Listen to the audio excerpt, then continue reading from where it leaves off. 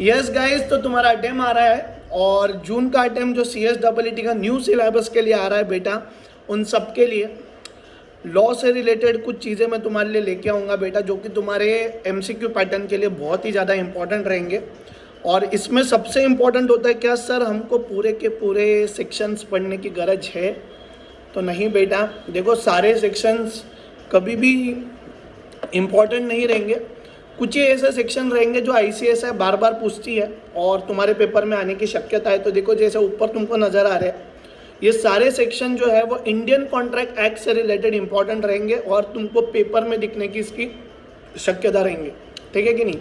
तो क्या क्या चीज़ें हैं देखो, मैं तुमको एक एक करके बताते जाता हूँ। सबसे पहली चीज़ जो तुमको नज़र आ रही है दैट इज़ एग्रीमेंट, और एग्रीमेंट का जो डेफिनेशन का सेक्शन है दैट इज़ 2E।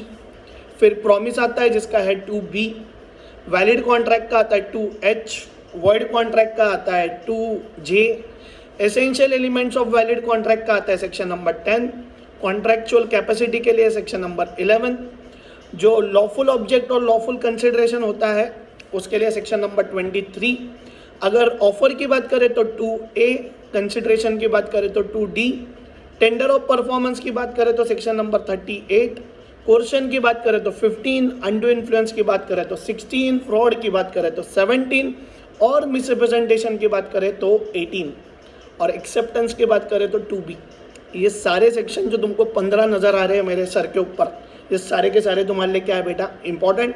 ऐसे ही सारी चीज़ें तुम सबके लिए लेके आते रहूँगा और CSEET का लॉ का पेपर तुम सबके लिए बहुत ही ज़्यादा ईजी बनाऊँगा। कुछ नोट्स भी लेके आ रहा हूँ, तो सब्सक्राइब करके रखो, लाइक करके रखो बेटा, बहुत सारी चीज़ें तुम्हारे लिए लेके आ रहा हूँ बहुत ही जल्द। Thank you so much for watching.